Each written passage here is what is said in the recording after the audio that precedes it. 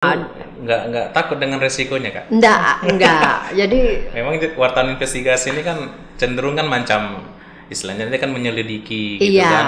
Artinya kan betul. masuk ke ruang-ruang yang sebenarnya sangat sangat sensitif Iya, gitu. iya betul. Jadi di sini kita kan memang terjun, tapi Iya. kita lihat batas-batas.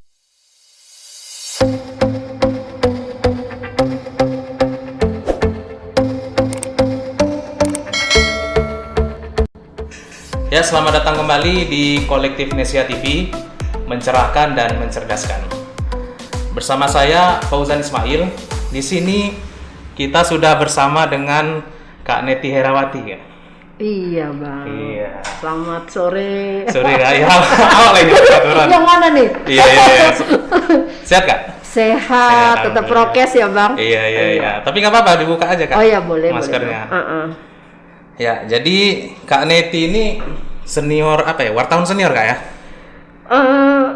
Gimana ya? Saya bukan. Atau gimana kita nyebutnya? Gini. Saya jurnalis, Iya. ya, juga reporter, juga wartawan, Iya, juga aktivis. Pokoknya arus bawah. Harus bawah ya. Iya, Sering di lapangan juga lah berarti Kak ya? iya. Iya. Jadi sekarang aktifnya apa aja Kak? Seperti biasa, mengikuti air mengalir. Air mengalir ya? Iya. Masih sering liput juga? Sering. Sering liput Iya. ya? Di mana aja Kak? Itu tergantung ya. Tergantung ya? Tergantung. Jadi saya untuk ini profil kita dulu ya. Iya, Awalnya itu kita dari apa ya, MC ya? kita suka bicara, kita juga di senat kan. Itu berinteraksi dengan banyak orang. Iya, Jadi iya. kita juga di publik speaking juga, kemudian ikut juga organisasi. Jadi di situ kita belajar gitu. Nah, saya untuk jurnalis ada sekitar hampir 20 tahun. Oh 20 tahun ya? Hampir lama 20 tahun. Iya. Awal masih kuliah lah itu ya? Oh belum kuliah pun malah ya kan? Iya. Masih sekolah ya kan? Ada wartawan ya kan? Iya. Jadi awal-awal waktu jadi wartawan tuh gimana Kak pengalaman? Awal-awalnya kan karena kita suka di apa ya, dunia entertainment ya. Iya. Masuk entertainment ya. Kita diajak juga, ada temen ya kan, rekan juga, kemudian dimasukkanlah. Itu waktu zaman itu masih media Tempo. Tempo di Medan? Bukan. Oh Jakarta? Ya di Jakarta. Saya kan dulu tiap tamat kuliah Iya. saya keluar. Saya kan ibu saya Jawa, bapak saya Dayak. Jadi habis tamat saya itu sarjana ekonomi, saya keluar bekerja dengan menjalani seluruh Indonesia provinsi. Oh udah banyak keliling kemana? Iya, keliling. Jadi jalan-jalan lah ya? Iya. Kemudian saya kan juga relawan. Saya suka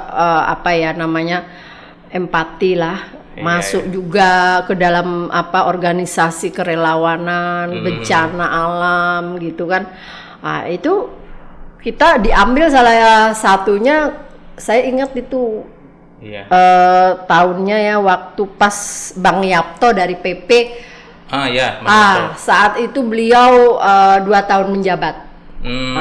Itu ketum PP ya? Iya. Diambil oleh beliau, dibina oleh beliau. Iya. Jadi di situ kita awalnya bisa kenal juga ya kan. Kemudian kalau untuk masalah teknis kita juga ikut pelatihan saat itu dengan Abang Helmi Yahya. Ya disitulah kemudian. Iya. Lalu kenal di TV. Saya sempat di Antv itu hampir 2 tahun. Oh 2 tahun. Itu tahun berapa Kak kalau boleh tahu? Itu habis tamat kuliah 2019. Berapa itu ya? Lupa ya saya. Lupa deh. Lama lah ya. Lama sudah saya tidak mengingat. kerja lagi. Jadi ya. 2 tahun di TV gitu ya? Iya, TV ya? 2 tahun di TV, saya pindah-pindah gitu kan. Cuman ya nambah pengalaman juga ya? Iya, semakin belajar juga. Saat itu kita juga ada pelatihan dari Kak Najwa juga ada. Najwa Shihab ya? Iya, itu yang merupakan guru kita juga ya. Guru kita juga itu ada perekrutan kemarin ada 90 orang. Khusus banyak. untuk perempuan. Itu di seluruh Indonesia tuh? Enggak, kemarin itu Surabaya, Bandung, Jakarta. Oh, cuma 3 kota ya? Iya. Itu kemudian kita di pos-poskan, kita kan sudah di media itu. Iya. Itu di Mabes pernah hampir 3 tahun. Di Mabes ya? Iya. Kemudian di Metro Jaya itu setahun 3 bulan. Untuk magang. Magang ya? Iya. Saya banyak magang sih. Tapi dari magang itu kita belajar terus itu karena tuntutan ekonomi kita bekerja. Bekerja terakhir kita di Freeport. Bekerja. Di Papua sana? Iya. Oh, jauh ya? Jauh ya. Ke Papua ya? Iya. Iya. Itu jadi itu terakhir kita dan mungkin jodoh dapat orang Medan ya. Jadi di sinilah ya. Di sinilah. Kok tertarik Kak jadi wartawan? Kan capek tuh di lapangan, nanti di jalan-jalan keliling-keliling begitu. Jadi gini Bang, kalau menurut pribadi saya ya, itu kan pekerjaan hati. Iya kan? Pekerjaan hati yang kalau dibilang itu orang tanpa gaji itu sebetulnya salah gitu. Iya. Jadi media itu kan punya perusahaan. Perusahaan perwakilan itu menempatkan kita di mana tempat kita. Ya di situ. Ya kita menerima daripada fee itu kan sudah merupakan pendapatan kita. Itu. Ya, jadi pendapatan kita yang legal ya. Kalau yang ilegal kita angkat tangan. Itu nggak usah kita buka. Iya. Jadi kan aku kan sempat baca juga profil kakak kan wartawan investigasi gitu kan. Kira-kira kasus apa sih yang paling menantang yang pernah kakak liput gitu? Banyak ya kasus-kasus, ada yang berhasil, ada yang tidak berhasil, itu kan sudah risiko. Waktu itu kita pernah di Kalimantan gabung sama LITPK, itu kan organisasi ya. Iya. Itu di daerah Kalimantan Tengah. Itu waktu itu kita memaksa meminta otopsi. Kasus apa tuh Kak? Kasusnya itu kasus pembunuhan. Oh. Nah, kasus pembunuhan ternyata setelah diotopsi ada kejanggalan. Disitulah booming juga ya. Kemudian kalau yang untuk ini nggak usah saya sebutin ya. Iya. Ya, yang terakhir ya untuk yang di Medan itu adalah kasus Dino. Siapa tuh Kak? Dino itu anak 16 tahun. Iya. Yang terbunuh di penjara suatu institusi ya, nggak usah kita sebutin. Iya. Di situ jangka waktu belum 24 jam sudah meninggal dengan umur 16 tahun. Itu ada terindikasi terduga bahwa meninggalnya itu tidak wajar gitu. Tidak wajar. Jadi di situ kita memberitakan, di situ 2 hari saya mayat datang, mayat dimandikan, itu saya memvideo sendiri, saya data sendiri tanpa ada yang menemani ya rekan-rekan. Memang saya silent itu. Saya silent ya. Itu memang betul-betul ya ekstrim ya. Nggak takut dengan resikonya Kak? Enggak. Jadi memang wartawan investigasi ini kan cenderung kan macam istilahnya dia kan menyelidiki gitu kan. Artinya betul. Kan masuk ke ruang-ruang yang sebenarnya sangat sensitif gitu. Iya, betul. Jadi di sini kita kan memang terjun, tapi kita lihat batas-batas. Wartawan itu gimana, jurnalis itu gimana. Kalau wartawan itu dia di pemberitaan Iya, beda ranahnya. Iya. Kalau jurnalis itu agak luas. Nah, itu bedanya. Jadi saat itu menyedihkan ya, Iya. anak tunggal umur 16 tahun dengan keadaan yang sangat memilukan. Dia di saat penjara tuh kenapa, Kak? Kemarin itu dia tertangkap kasus pemakai narkoba. Oh. Iya, pemakai narkoba. Kemudian ya antara apa namanya keluarga dan institusi itu berdamai. Iya. Ya kan, kalau sudah berdamai kita mau apa? Iya. Itu dia. Jadi memang kalau wartawan ini kan, kalau di pengalaman kakak lah, artinya kan udah masuk ke beberapa wilayah-wilayah yang memang agak berisiko gitu. Cuman kan memang di negara kita ada namanya undang-undang pers. Itu apa memang apa itu melindungi wartawan kan? Undang-undang pers nomor 40. Apabila ada wartawan yang saat itu profesional dia kerja, melaksanakan kerja, dihalang-halangi, itu kan ada hukumnya. Ada hukumnya. Jadi terlindungi lah, enak lagi. Jadi gini Bang, sebetulnya tuh kita perlu memahami gitu, memahami begini. Wartawan yang gimana sih yang dilindungi undang-undang atau yang dilindungi oleh negara? Kemudian media yang gimana sih yang dilindungi dan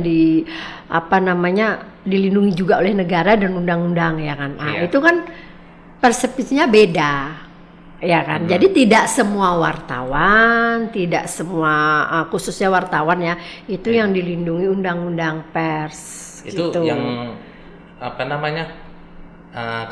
karakter atau jenis wartawan seperti apa rupanya yang dilindungi oleh? Begini, itu dilindungi apabila kita saat bekerja. Saat bekerja. Kalau dalam keseharian? Kalau keseharian kan kita tidak. Iya ya. Jadi termasuk pidana umum. Cuma dia kan profesinya wartawan. Karena kan ada juga kadang wartawan kan, dia nggak kerja nih di rumah. Nanti misalnya tiba-tiba datang bom molotov rumahnya, tiba-tiba begitu kan. Nah, padahal dia lagi istirahat, nggak dalam keadaan bekerja gitu. Artinya kan teror-teror seperti itu kan ya pernah juga terjadi, misalnya kayak di wartawan TV One dulu pernah diteror seperti itu. Ya, di Binjai juga kan, yang baru gitu. rumahnya. Nah, itu gimana perlindungan hukum terhadap wartawan? Itu kan di luar jam kerja mereka gitu. Itu kan lain lagi. Kalau yang itu artinya kan bisa kita sangkutkan dengan pemberitaan, atau kita sangkutkan dengan etika wartawan. Itu kan banyak. Nah, sehingga menjadi tanda kutip tadi kan, seperti sekarang banyak kekerasan terhadap wartawan, ya kan, diskriminasi dan sebagainya, kan gitu. Sebetulnya kalau menurut pendapat saya itu masalah pembinaan. Di pembinaan ya? Iya, di pembinaan. Jadi di pembinaan leadership itu memang harus media-media, terutama media-media yang baru, lokal. Ini kan banyak online bermunculan. Ataupun nasional itu lebih menyaring wartawannya, dan untuk perwakilan setiap daerah dia wajib mengasih pembinaan agar tidak salah jalan. Makanya kan kalau di aturan ini pernah juga kita Dewan Pers gitu. Kan untuk mendirikan sebuah lembaga pemberitaan itu kan memang harus ada tuh jenjang-jenjang. Pimpinan redaksinya harus level sekian. Atau pimpinan umumnya sekian gitu. Misalnya kayak UKW utama, UKW kan. Jadi gini, itu seperti kita juga ijazah, Bang. Atau SIM ya. Itu dia. Jadi di sini kita kan memang ada perbedaan, ya kan. Ada yang Dewan Pers, ada yang ENDA, ada yang satunya lagi kan. Itu kan tergantung dari mana kita berpikir. Tapi untuk saat ini yang MOU yang ada kesepakatan dengan pemerintahan itu kan Dewan Pers. Ya. Jadi di situ kan mereka mengeluarkan aturan. Yang jadi harus Pimpret itu adalah UKW utama. Iya, Dia kan betul. ada 3. Iya. Muda, madya, utama. Iya, betul. Nah, itu. Tapi tidak harus juga, mereka juga harus ada kecakapan diri gitu. Jadi kalau cuma dapat lisensinya doang tapi dia tidak ada kecakapan diri, enggak Ya, sama bisa aja. juga Iyalah. gitu. Karena kan banyak juga sebenarnya wartawan ini kan jadi sorotan masyarakat gitu. Iya. Jadi kan misalnya, oh ini beritanya nggak berimbang nih, memihak gitu. Ini apa nih penggiringan opini. Nah, ini kakak gimana melihat situasi sekarang gitu, penilaian masyarakat ke wartawan seperti itu? Gitu. Itulah Bang. Jadi kita di sini lebih edukasi ya. Iya. Lebih edukasi karena beribu-ribu khususnya untuk Sumut ya, masyarakat Sumut itu kan beda-beda pola pikir Iya, ya. betul. Dipengaruhi oleh kekerasan hidup ya kan, terus itu adat istiadat budaya itu kan beda-beda. Iya. Dari situ kita memang harus bisa menseleksi gitu, jadi kita misalnya ada pemberitaan ya, pemberitaan menurut kita ini sudah bagus, sudah baik gitu, tapi yang bersangkutan belum tentu berkenan nggak ini ini gitu. Iya, itu yang kadang jadi dilema bagi kita semua gitu. Berarti kan ada etikanya gitu, sebagai seorang wartawan atau jurnalis itu kan harusnya ada etika yang diatur gitu kan. Itulah Bang yang jadi dilema bagi kita gitu. Jadi kan mereka tidak menerima begini-begini. Seharusnya mereka juga memahamin, ya kan, bahwa kita ini di pers ini sifat ingin tahunya tinggi. Iya betul. Sifat apalagi investigasi ya. Iya, sifat ingin tahunya tinggi gitu. Iya. Jadi mereka kadang ada juga Bang, kita bertemu dengan tokoh atau betul. kita bertemu dengan orang pintar atau orang hebat ya. Iya betul. Nah, kita buat begini-begini. Tapi dia kan bukan orang pers.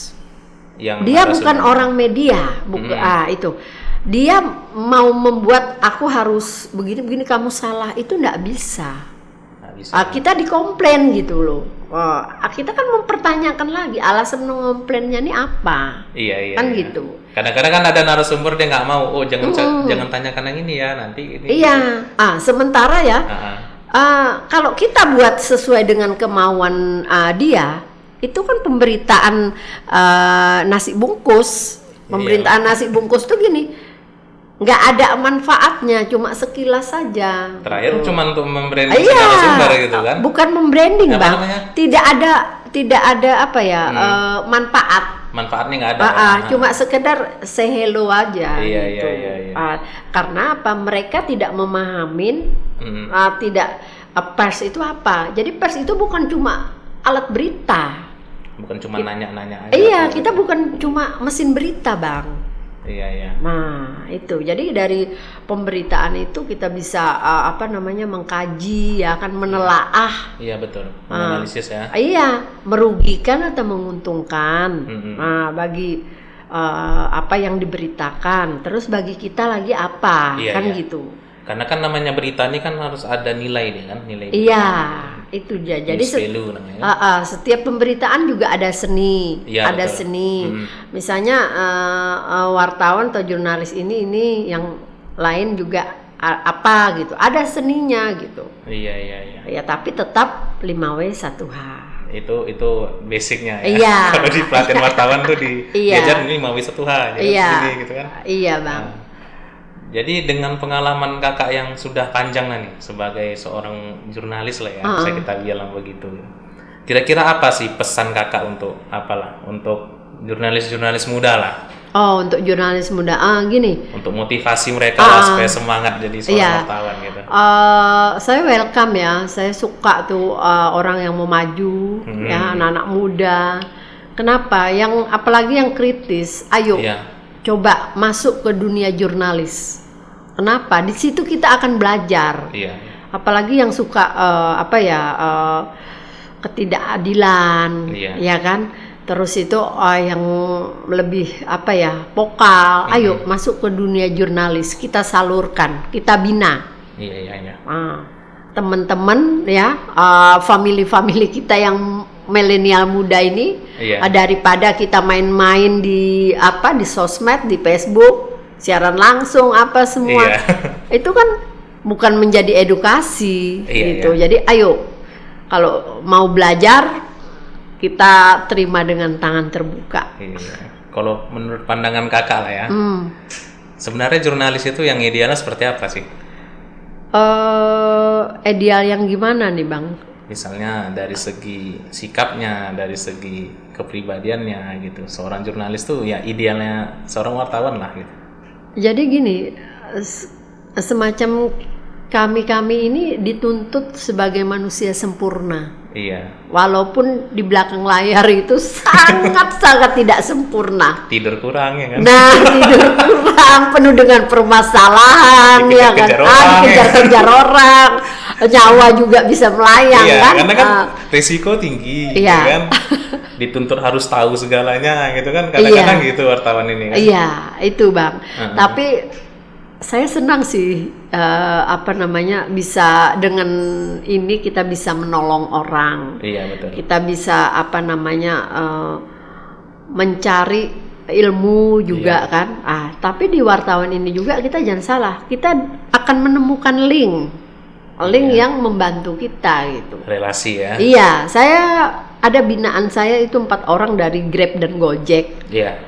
Itu saya bina, alhamdulillah mereka berhasil. Yang anak mudanya ada 3, mereka sekolah di luar dengan bantuan link dari negara masing-masing. Ada yang di Australia, Brunei, sama satu lagi di Kanada. Dengan dia dari link menjadi wartawan, dari mahasiswa juga sih, itu mereka dapat beasiswa, dapat beasiswa gitu. Itu yang kita punya kepuasan sendiri lah. Itu enak jadi wartawan ya. Iya, enaknya. Kalau sisi pahitnya ada juga. Aduh, sisa pahitnya tuh macam-macam Bang. Yang dicaci orang, yang hujat orang, tidak di respect ya. Saya jujur saja, orang banyak memang nggak suka sama saya. Saya juga nggak tahu apa sebetulnya nggak suka sama saya. Nggak tahu masalahnya. Nggak tahu gitu ya. Tapi bagi saya gini, saya tetap berbuat baik. Gitu, berbuat baik untuk orang banyak. Dan kita juga mau berbagi ilmu gitu ya, terserah orang bilang apa, kita nggak ambil pusing lah gitu. Yang penting kita berbuat. Penting berbuat baik. Berbuat, berbuat dan berbuat gitu, berbuat dan bekerja dan berkarya. Ini pernah juga kita saya review dikit lah. Apa tuh? Kakak dulu pernah ikut dalam kasus misalnya kayak kejaksaan, ikut meliput di situ. Ikut meliput demo, berpacu dengan gas air mata segala macam. Nah, itu gimana pengalaman? Kebetulan kita kan juga di organisasi korupsi, anti korupsi, ya kan banyak ya. Jadi saat mereka demo, rekan-rekan saya itu banyak mahasiswa. Betul. Jadi setiap mau demo mereka pasti ngoling, kita tetap turun gitu kan. Itu ya demo di Kejatisu juga, itu demo waktu 212 itu kita sempat berangkat juga ikut ke Jakarta sana. Itu sempat kita untuk liputan. Kemudian kita juga mengcover hari itu petani di Kuala Bekalah.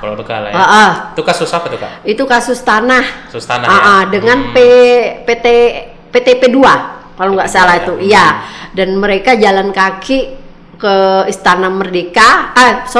Ke Istana Negara. Itu disambut dengan Pak Jokowi. Alhamdulillah mereka berhasil. Ya kan, dengan dapat sertifikat. Kemudian juga demo tanah juga di BPN di Liserdang. Kemudian orasi tertembaknya saudara kita juga ya, yang di Nabontar, banyak kalau yang apa demo-demo. Berarti kan Itu aktif kita- juga di apa ya, di masalah advokasi itu paralegal gitu. Kebetulan teman-teman saya banyak yang advokat, pengacara gitu. Itu memang banyak. Kenapa? Saya ingin belajar gitu, Iya, ingin betul. belajar gitu. Karena kalau kita tidak belajar kan gimana lagi gitu, Iya, akan iya. tergilas lah. Ya harus terus apa ya, walaupun kita sudah kemana-mana ya belajar tuh tak pernah berhenti ya. Iya, betul itu. Udah sampai Papua ya Kak, ya. Iya, iya bang. Jadi udah banyak juga lah berarti kakak ini jumpa tokoh-tokoh besar gitu di apa Oh iya, selama pengalaman menjadi seorang jurnalis. iya. Yang seru ya, pernah waktu itu kita wawancara dengan salah satu kandidat yang untuk Panglima TNI. Oh, Kita kandidat, ya aduh, kita menunggu 2 hari kita. nungguin ya. Iya, menungguin. Harus sabar Karena juga. harus sabar karena jadwalnya kan padat. Iya, Nah, iya. berubah yang bisa hari ini jam sekian berubah gitu. Itu yang kita jengkel kali nih, sepertinya macam kita ngemis ini gitu ya kan. Kadang-kadang Iya. terduduk di luar Iya, sana kan. terduduk memang. Iya betul. Iya, iya. Nah, itulah yang apain. Kemudian juga kita ada meliput juga dengan AHY waktu Demokrat ya. Waktu dia naik jadi ketum ya. Iya, Ketum kemudian Partai datang lagi dia ke Medan, kalau sering ke Medan kan Iya. tinggal kontak ya kan, datang itu ya tokoh-tokohnya kita ini sih. Pak Jokowi juga kita salah satu pernah meliput juga. kita waktu itu termasuk dimasukkan tim sukses ya.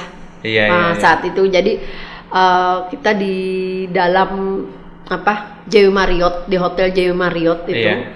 Di situ semua. Jadi tim penggeraknya tuh Pak Yasona Nauli. Oh iya iya. Iya, Pak Yasona Nauli. Sekarang jadi apa? Jadi Menkumham. Iya, Iya, iya. beliau itu. Itu suka dukanya sih. Jadi Kak, Banyak, ini terakhir lah nih Kak. Iya. Mungkin bisa closing statement atau pesan-pesan yang ingin Kakak sampaikan lah kepada rekan-rekan kita. Oh ya, saya ingin membagi ilmu ya. Jadi kepada rekan-rekan jurnalis, jadilah jurnalis yang edukasi, kreatif, kemudian juga tetap kita harus independen karena kita adalah sosial masyarakat. Iya. Dan kalau masalah berapa yang kita terima, itu kan urusan kita dengan Tuhan. Iya. Ya, tapi ingat kita tetap lebih mengarah, carilah sesuatu itu yang halal. Iya, iya betul. Itu. Dan satu lagi, kita pondasikan diri kita sebaik mungkin. Apabila kita berbuat baik, maka semua itu akan baik. Dan sesuatu yang kita kerjakan jangan mengharap imbalan. Itu aja sih. Iya ya. Dan terus berkarya. Memang kalau udah senior ngomong nih ngeri ya.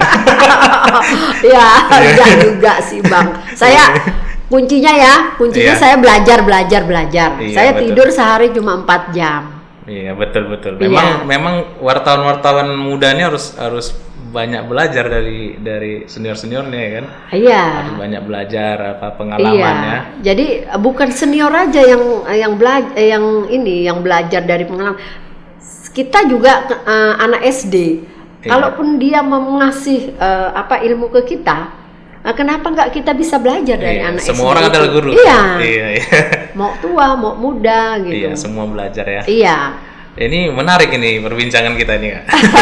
Cuman udah dibatasi oleh waktu kita nih. Iya Bang. Jadi mungkin sampai sini saja dialog kita, rekan-rekan kolektif Nesia.